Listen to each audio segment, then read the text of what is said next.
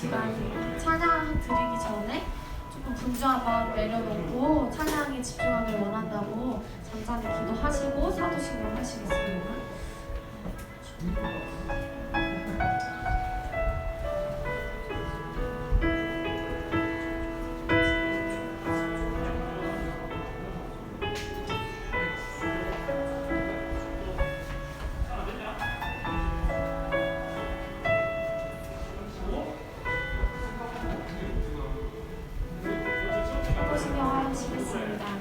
전능하사 천지를 만드신 하나님 아버지를 내가 믿사오며 그 외아들 우리 주 예수 그리스도를 믿사오니 이는 성령으로 인하사 성녀 마리아에게 하시고 우리 원자들에게 고난을 받으사 십자가에 못 박혀 죽으시고 장사한 지 사흘 만에 죽은 자 가운데서 다시 살아나시며 하늘에 오르사 전능하신 하나님 우편에 앉아 계시다가 머리로서 산자와 죽은 자를 심판하러 오시리라. 성령을 싸우며 거룩한 공의와 성도가 서로 교통하는 것과 죄를 사하여 주시는 것과 몸이 다시 사는 것과 영원히 사는 것을 믿사옵나이다. 아멘. 이 시간 다 함께 일어나셔서 찬양할게요.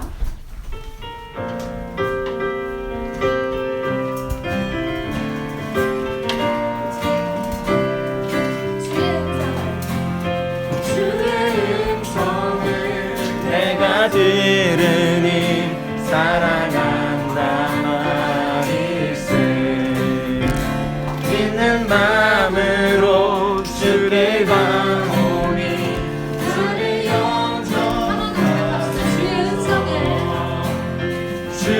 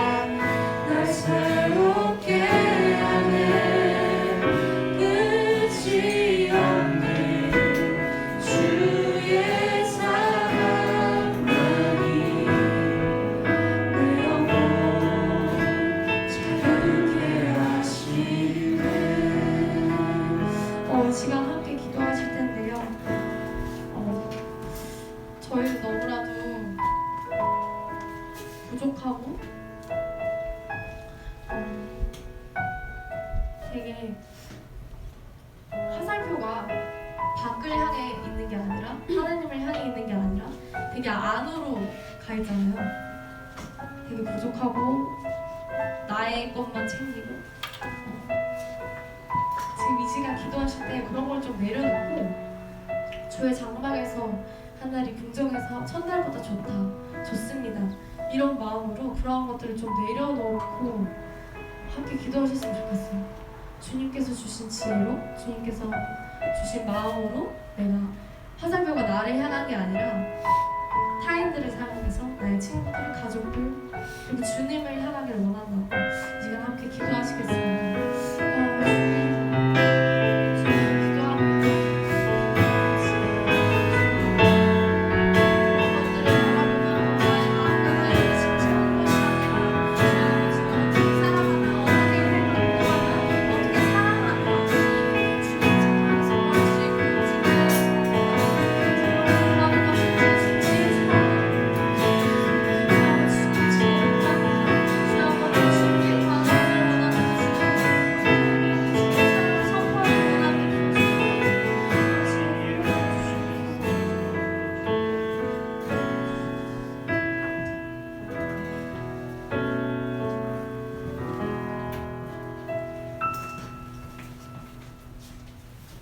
새날을 허락하시는 주님, 오늘도 예배하러 나왔습니다. 모두가 함께 모이지는 못했지만 각자의 처소에서 마음 모아 주님을 예배합니다. 계속되는 코로나19 바이러스로 아이들의 개학이 미뤄지고 선생님들의 생계가 어려워지는 일들이 이 고등부 안에 있습니다. 상황을 탓하고 불안해하는 것이 아니라 온 세상 만물을 지으시고 감찰하시는 하나님의 음성에 귀 기울이고 주님께 더 나아가는 시간이 되게 하여 주시옵소서. 개인의 이기심으로 바이러스가 확산되는 것을 막아주시고 우리의 일상이 회복되어 매일의 삶 속에서 감사가 넘치는 고등부가 속히 오길 바라며 이 모든 말씀 예수님의 이름으로 기도합니다. 아멘.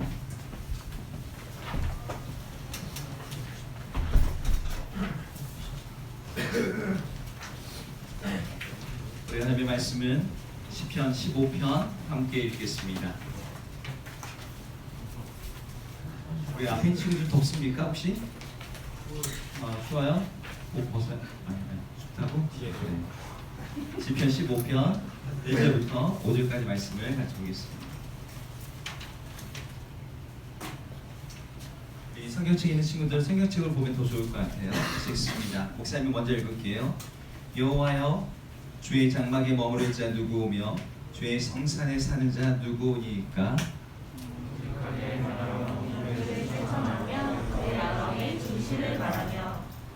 그의 혀로 남을 허물하지 아니하고 그의 이웃에겐 악을 행하지 아니하며 그의 이웃을 비방하지 아니하며 그의 눈은 망령된 자를 멸시하며 여호와를 두려워하는 자들을 존대하며 그의 마음에 선한 것은 해로울지라도 변하지 아니하며. 같이 읽겠습니다. 이자를 받으려고 돈을 꾸어 주지 아니하며 뇌물을 받고 고지한 자를 해하지 아니하는 자이니 이런 일을 행하는 자는 영원히 흔들리지 아니하리이다. 아멘. 오늘 찬양 가운데도 오늘 이 시편의 속에 들어있는 그런 구절들을 같이 노래했는데 목사님 여러분들에게 몇 가지 질문하면서 오늘 말씀을 시작합시다. 혹시 여러분들이 하나님 앞에 만약 하나님이 나에게 나타나서 얘야 네가 나에게 궁금한 거 있으면 하나 물어봐라. 나에 대해서 좋고 세상에 대한 것도 좋고 너 자신에 대한 것도 좋다라고 물으신다면 여러분들 하나님께 어떤 질문을 할 것 같습니까?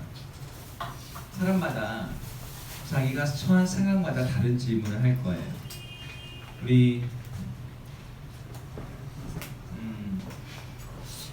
서진이는 어떤 질문 할 것 같아? 하나님께 하나님이 뭐 궁금한 거 없냐고 물어보시면 나를 왜 태어나게 하셨는지? 아담과 하와 아담과 하와 이후에 사람들이 태어났는지 굉장히 성경적인 신학적인 질문을 또 했네요. 우리 진우? 진우 무슨 질문 할 것 같아요? 뭐 떠오르는 게 없습니까? 영민이? 떠오르는 질문 있어? 없어? 사람들 눈을 이렇게 내리고 있는데 내리지 말고 저걸 보세요. 오늘 우리가 읽은 시편에 시인이 하나님께 질문하면서 오늘 시가 시작되고 있어요. 시인이 하는 질문은 1절에 나옵니다. 1절 한번 같이 읽어볼게요. 1절을 한 목소리로 같이 읽어보겠습니다. 화면 가능하면 화면 더 같이 보여주세요. 같이 읽어볼까요? 읽습니다. 시작. 여호와여, 주의 장막에 머무를 자 누구며 주의 성산에 사는 자 누구입니까? 라는 질문입니다. 보통 돈이 없는 사람들은 하나님께 이런 질문할 거예요. 돈 버는 방법을 알려주세요. 병에 걸린 사람은 내 병을 고쳐주시기 위한 질문을 할 수도 있을 거고요. 고난받는 사람은 내가 왜 고난받는지 그 이유에 대해서 묻고 싶을 것 같습니다. 연애하고 싶고 결혼하고 싶은 사람들은 누가 나의 짝꿍이 될까요? 이런 질문을 할 수도 있고요. 진로를 탐색하면서 인생의 갈림길에 있는 사람들은 하나님, 내가 어떤 직업을 선택하는 게 좋을까요? 어떤 길로 가야 될까요? 물을 거예요. 우리 고3 친구들이 여기 있는데 여러분 수능 보는 날이 딱 되면 나도 모르게 막 기도가 나오는 게 있습니다. 하나님, 지금 모르는 문제가 아리송한 문제가 한 10문제 정도 되는데 이건지 모르겠는데 잘 찍을 수 있게 해주세요. 저절로 막 기도가 나옵니다. 10문제만 알려달라고. 근데 오늘 시인은요, 그런 질문을 하지 않고 하나님께 누구냐라는 질문을 하고 있어요. 언제, 왜, 무엇이, 어떻게 이런 질문이 아니라 누구냐, 사람에 대해서 묻고 있습니다. 이 누구는 누구냐면 주님의 장막에 머물 자가 누구입니까? 주님의 성산, 거룩한 산에 거할 자가 누구입니까? 라는 질문이에요. 여러분 이 질문 궁금합니까? 전혀 1도 궁금하지 않을 거예요. 우리 친구들은 한 번도 생각도 안 해보는 질문일 겁니다. 사람들은 원래 자기가 관심 있는 부분이 궁금해요. 그리고 또 좀 알아야 궁금합니다. 아예 모르면요 궁금한 게 없어요. 여러분들이 주의 성산이 무엇인지 주의 장막인지를 아예 모르기 때문에 사실은 이게 궁금하지 않을 거예요. 아까 서진이가 선악과 이후에 사람들이 왜 태어나겠는지 서진이니까 궁금한 거지 교회 아예 안 다니는 사람 선악과가 뭔지도 모르는 친구들은 그게 궁금하지 않습니다. 먹어본 음식에 대해서 아는 거지 먹어보지도 못한 음식이 먹고 싶지는 않거든요. 우리 친구들 그런 면에서 성경을 읽으면서 하나님에 대해서 궁금한 게 더 많아지고 성경에 대해서 알고 싶은 게 더 많아졌으면 좋겠어요. 오늘 목사님은 오늘 이 시편을 읽을 때 여러분들이 수능 문제를 푸는 방식으로 한번 같이 말씀을 좀 보려고 해요. 여러분들이 언어 영역을 한번 본다 생각하고 언어 영역 시가서를 고대 시를 한번 본다 생각하고 한번 본문을 봅시다. 15절 다시 한번 읽어볼게요. 혁 선생님 15절 다시 한번 같이 읽겠습니다. 시작. 여호와여, 주의 장막에 머무를 자 누구오며 주의 성산에 사는 자 누구오니까. 여기 보면 누굽니까를 묻는데 이 누구입니까? 라는 질문을 하려면 그 앞에 질문을 먼저 이해를 해야 돼요. 그 질문 속에 어디라고 하는 두 장소가 나옵니다. 하나는 주의 장막이고 또 하나는 주의 성산입니다. 주의 장막이 뭔지 아는 사람? 주의 장막. 여러분 문제를 먼저 이해를 못하면 답을 찾을 수가 없죠. 주의 장막이 어디일까요? 아무도 없습니까? 자, 주의 성산은 어디일까요? 주의 성산 어디입니까? 네, 우리 친구들 이 시간에 요 두 개는 넘어갑시다. 잘 잡고 넘어갑시다. 주의 장막은 모세가 하나님의 명령과 디자인을 따라서 광야 가운데 세웠던 성막, 하나님이 예배하고 제사하던 그 특별한 텐트를 가리키는 말입니다. 이게 주의 장막이에요. 그 안에는 하나님의 십계명 돌판이 들어있는 법궤도 있고요, 하나님 앞에 예배하고 제사하는 번제단과 하나님께 기도하고 찬양한다는 분향단이 있어요. 그곳에서 제사를 지내면서 사람들은 자신의 죄를 회개했고 하나님께 약속을 지키는 서원을 드렸고 하나님의 은혜에 감사했고 하나님의 도움을 구하는 기도를 드렸어요. 그러니까 장막은 뭐 하는 곳이냐면 하나님께 예배하는 곳이자 하나님께 기도하는 곳이고 하나님께 예배하고 기도할 수 있다는 말은 뭐예요? 거기에 하나님이 계시다는 뜻이에요. 하나님이 그곳에 계셔서 하나님의 보좌가 그곳에 열려져 있어서 하늘과 땅이 바로 그 자리에서 만나고 있는 장소가 주의 장막이었어요. 민석이 오케이? 네. 두 번째, 이 장막이 있는가 하면 이 장막이 나중에 되면 움직이는 이동형 텐트가 아니라 고정된 특별한 건물이 됩니다. 솔로몬이 이 건물을 지었어요. 이 건물의 이름이 뭘까요? 솔로몬이 지은 건물, 이 건물 뭘까요? 성전입니다. 많이 들어봤죠? 성전. 이 성전이 근데 지은 장소가 있었어요. 그 지은 장소가 오늘 나오는 주의 거룩한 산, 성산이에요. 이 성산의 구체적인 이름은 시온산입니다. 요즘에 말하는 시온산과는 좀 다른 산이지만 이 시온산 위에 하나님의 성전이 세워져 있었습니다. 한마디로 말하면 주의 장막과 주의 성산은 두 곳 다 어떤 곳이냐? 하나님이 계시는 곳, 하나님을 예배하는 곳, 하나님께 나아가는 곳을 가리키는 조금 특별한 어떤 은유의 장소를 의미했어요. 그런데 우리 시인의 질문 다시 들어볼게요. 다시 1절 보여주세요. 바로 그 주의 장막과 주의 성산에 머무르고 사는 자가 누구냐? 오늘 이 질문이에요. 누가 그곳에 들어갈 수 있냐는 거예요. 누가 거기 살 수 있냐는 거예요. 뭐 거기 가야 되는데 무슨 굳이 조건이 필요한가? 고대에 어느 신이든 간에 신이 있는 곳이라고 불리는 장소는요, 거룩해서 아무나 들어갈 수 없었습니다. 여러 조건과 제약을 갖춘 사람들만이 그곳에 방문할 수 있었어요. 여러분들이 왕을 발현하려고 할 때도 그냥 아무나 왕을 볼 수 없듯이 하물며 신인데 신을 만나려고 하면 동네 슈퍼 가듯이 보람 슈퍼 가듯이 그냥 갈 수 있는 게 아닌 거예요.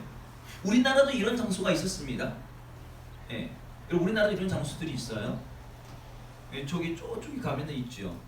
종묘와 사직을 모셔야 되는 장소, 종묘입니다. 거기는 조상신들이 있는 장소예요. 아무나 못 들어가요. 그리고 각 마을에는 선왕당이라는 곳이 있어요. 거기에 뭐가 있죠? 금줄을 쳐놓습니다. 아무나 그 나무의 영역으로 못 들어갑니다. 거기는 신이 있다고 생각했기 때문에. 성전도 마찬가지였어요. 고대의 모든 신전들은요, 제약 조건들이 있었습니다. 들어올 수 없는 사람들이 있었어요. 노예 못 들어와요. 여자 못 들어와요. 만약 신에게 신탁을 하려면 신에게 그걸 묻기 위해서 재물을 드려야 되고 돈을 드려야 돼요. 돈 없으면 못 들어가요. 여러분 지금 여러분 여기 이곳에 들어올 때 다 마스크 썼습니다. 그럼 요즘에 다중이용시설 이용할 때 마스크를 안 쓰면 못 들어갑니다. 그거랑 비슷한 거죠. 주님의 성산과 장막 이것도 마찬가지였습니다. 그곳에는 아무나 들어가지 못하고 어떤 특별한 조건이 있었어요. 그 조건이 뭐였을까요? 우리가 성경을 보면 나옵니다. 답이 아주 쉽게 나올 수 있어요. 성경에서 말하는 바에 의하면 1차적으로 이방인들 못 들어갑니다. 이스라엘 사람들만 들어가요. 근데 이스라엘 사람만 들어가는데 이스라엘 사람들 중에서도 여자 못 들어가요. 남자가 들어가요. 남자 중에서도 장애인 못 들어가요. 정상인만 들어갑니다. 정상인 다 들어가느냐? 정상인들 중에서도 성막이 어떤 이 영역들이 있어가지고 여기까지는 들어갈 수 있는데 저기는 못 들어가고 저기까지는 들어갈 수 있는데 그 안에 못 들어가고 레위인들만 들어갈 수 있고 저 안에는 제사장만 들어갈 수 있고 저 안에는 대제사장만 들어갈 수 있어요. 이런 식으로 자리들이 정해져 있었어요. 그러면 이 1절의 질문에 대한 답을 우리는 쉽게 찾을 수 있는 거죠. 아, 하나님의 성전에 거하고 성막에 성산에 사는 사람들은 레위인과 제사장, 이게 답이겠네요. 근데 오늘 뒤에 구절을 여러분 읽어보면 레위인, 제사장 이런 사람들 이야기가 하나도 안 나옵니다. 이 질문을 우리가 좀 다시 이해해야 되는 거예요.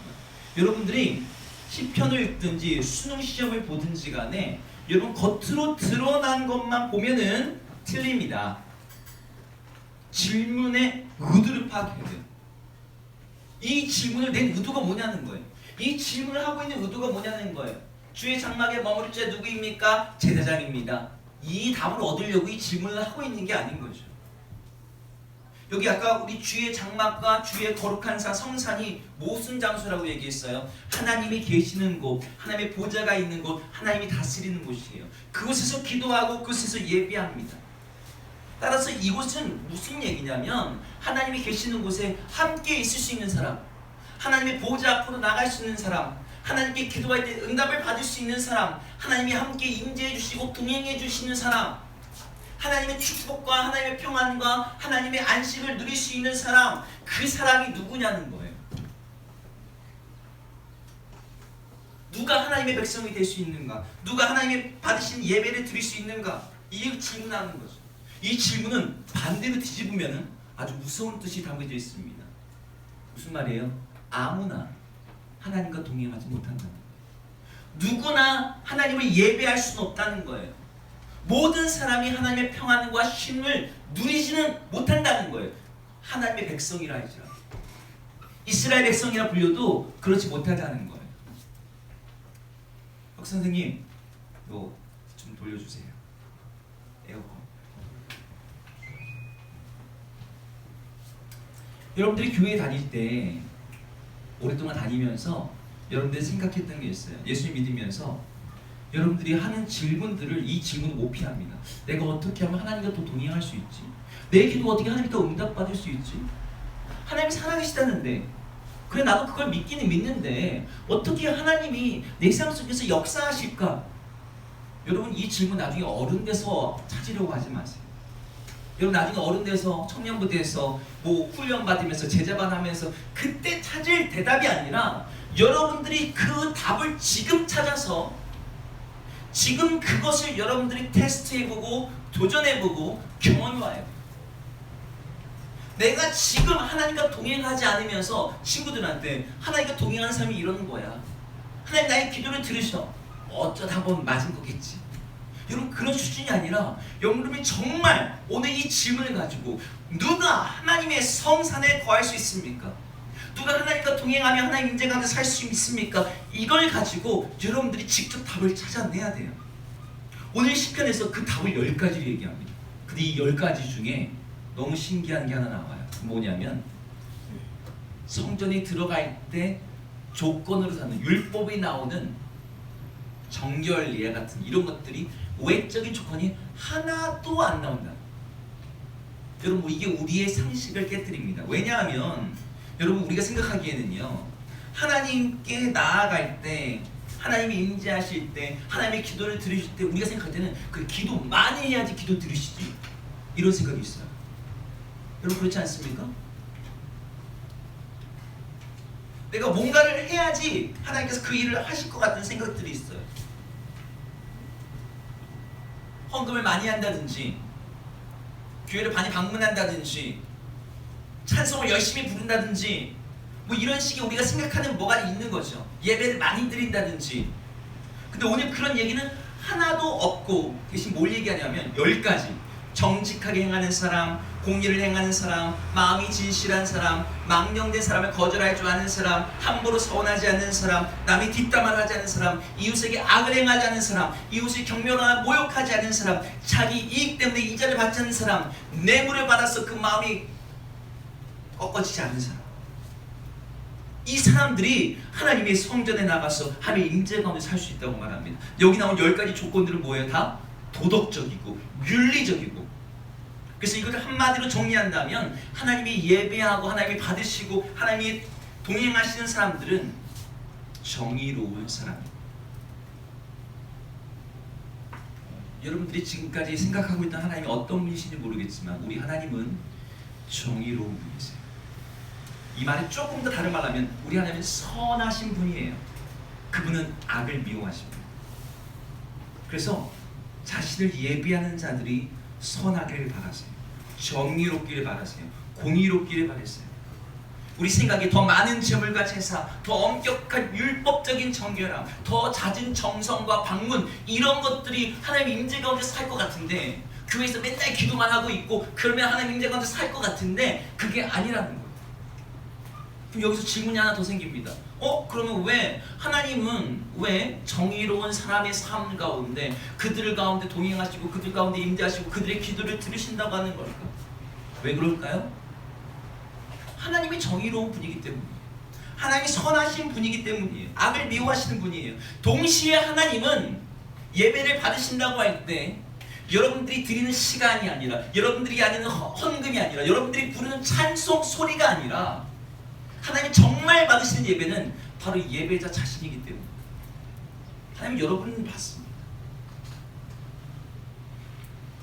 창세기 4장에 가인과 아벨이 제사를 드렸어요. 근데 거기 뭐라고 써있는 줄 아세요? 가인의 제사는 안 받았다 이렇게 돼 있지 않고요, 가인과 그의 제물은 받지 않으셨다. 아벨과 그의 제물은 받으셨다. 제물 앞에 나오는 건 그 사람이에요. 하나님께서 원하시는 예배의 초점은 여러분 자신입니다. 근데 여러분이 하나님을 닮아서, 하나님이 기뻐하시는 모습으로, 하나님이 선하심을 닮아서 나도 선하게, 하나님이 정의로우신 닮아서 나도 정의롭게 살 때 하나님이 그와 동행하기를 기뻐하신다는 거예요. 하나님이 그들과 동행하기를 기뻐하시면서 그들에게 평안을 주시고 안식을 주시고 응답하십니다. 여기 세 번째 질문이 나옵니다. 목사님 뭔가 이상한데요? 그것도 우리의 상식과는 다른데요? 우리가 알기로 정의롭게 살려는 삶은 이 불의한 세상에서는 굉장히 피곤한 삶이거든요. 정의로운 삶은 이 악한 세상에서는 고난받는 삶이거든요. 정의로운 삶은 이 현실 세계에서는 아주 힘든 삶이거든요. 그런데 하나님, 그런 삶에 하나님이 임재하신다고요? 그런 삶이 하나님과 동행하는 삶이라고요? 여러분 해봤습니까? 여러분 그냥 착각이에요. 정의롭게 살면 힘들어. 바르게 살려고 하면 어려워. 성경이 이렇게 말해도 안 믿는 사람들은 안 믿습니다. 목사님이 제자반 할 때마다 항상 하는 질문이 있어요. 여러분들 건강하게 오래 살면서 형통하게 사는 방법이 뭘까요? 그러면 대부분 운동이요, 영양제요, 건강한 식습관이요, 규칙적인 생활이요, 스트레스 안 받는 거요, 많은 거 얘기해요. 성경에 나와 있는 조건 얘기하는 분은 없습니다. 내 부모를 공경하라, 그러면 내가 이 땅에서 산 날이 장구하며 내 삶이 형통하리라. 하나님의 약속이 있는 첫 계명입니다. 근데 아무도 이 세상에서 형통하게 사는 삶, 이 세상에서 건강하게 사는 삶을 얘기하면서 하나님의 약속을 떠올리는 사람이 없어. 이 말씀도 마찬가지죠. 내가 너와 함께 하겠다. 하나님의 약속이에요. 근데 그 약속의 조건이 뭐예요?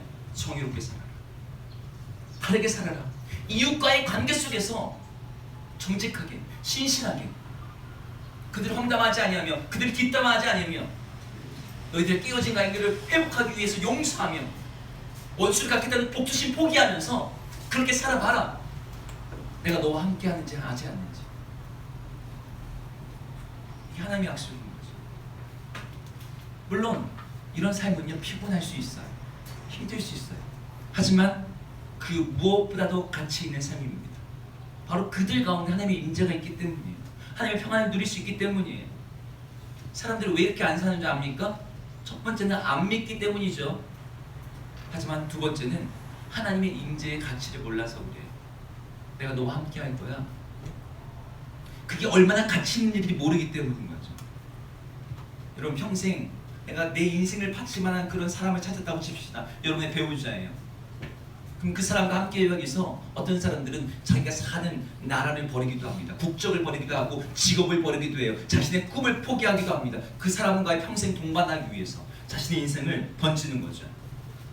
그렇게 던지지 않으면 조건 맞춰서는 그런 동반관계가 잘 형성이 안 돼요. 하나님의 임재도 마찬가지입니다. 하나님의 임재가 얼마나 값진 것인지를 알면 그 삶을 위해서 치르는 조금의 힘겨움과 조금의 어려움은 아무것도 아닌데 사실 그거를 갖다가 안 하는 거예요.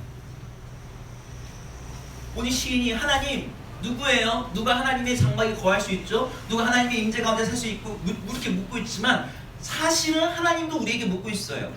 야, 너희들 가운데 누가 나의 충만한 임재 가운데 살고자 하느냐?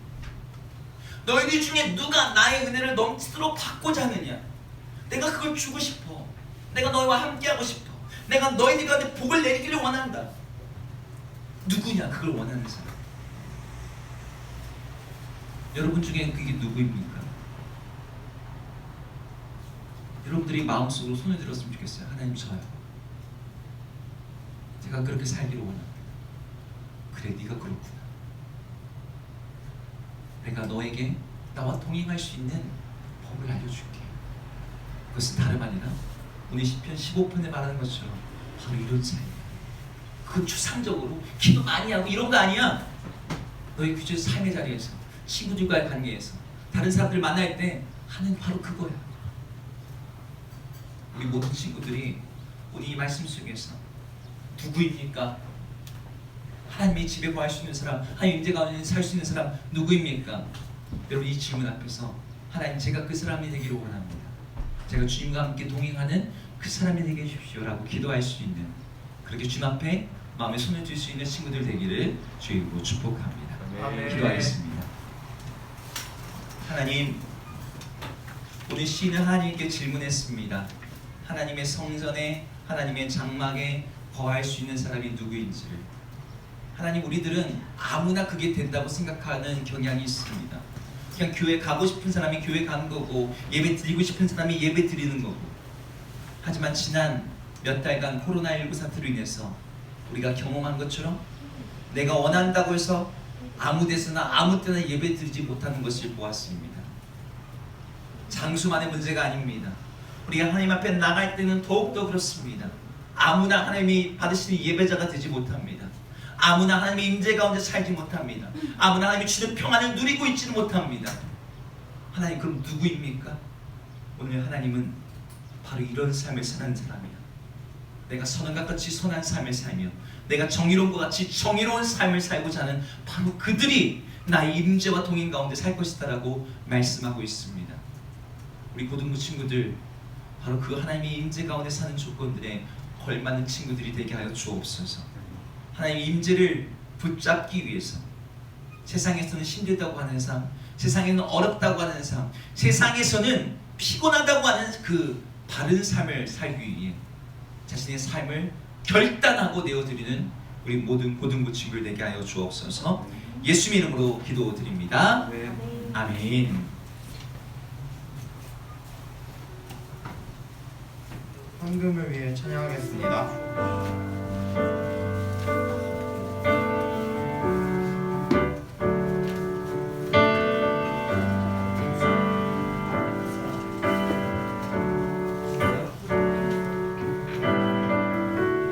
은혜 아니면 살아갈 수가 없네.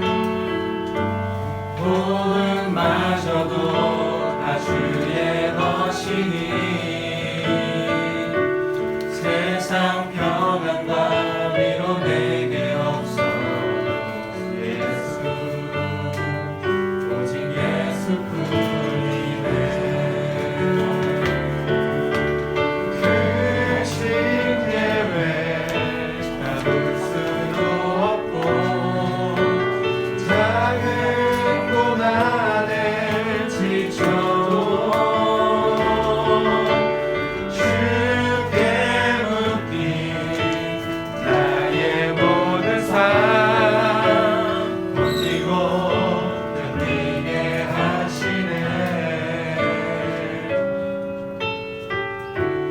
은혜 아니면 살아갈 수가 없네. 나의 모든 것 다 주께 맡기니 참된 평안과 위로 내게 주신 주 예수, 예수, 오직 예수뿐이네.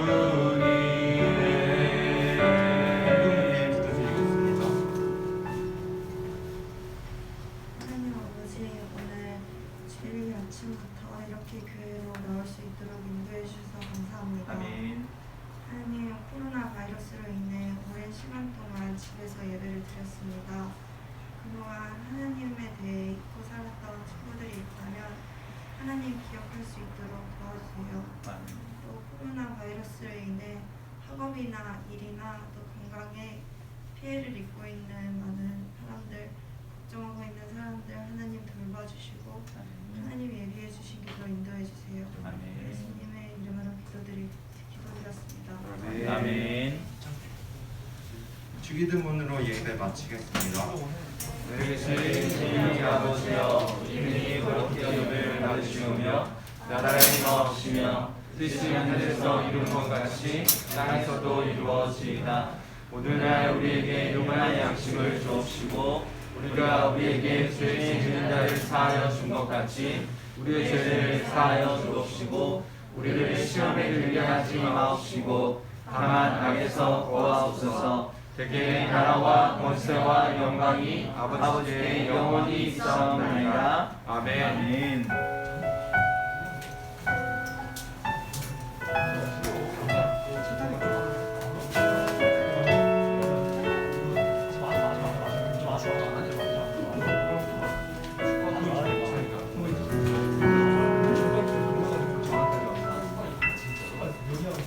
권고하겠습니다.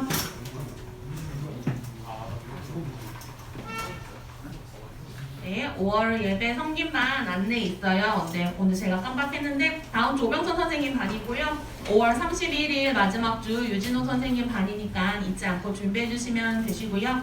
계속해서 코로나 바이러스가 잡히지 않고 있어요. 우리가 마스크를 쓰고 예배하고 있잖아요. 평소의 생활에서도 마스크 착용 꼭 잊지 말아주시고 다음 주에도 함께 이렇게 우리 예배하기를 바라면서 선생님들과 잠깐만 만남해 주시고 돌아가시면 됩니다.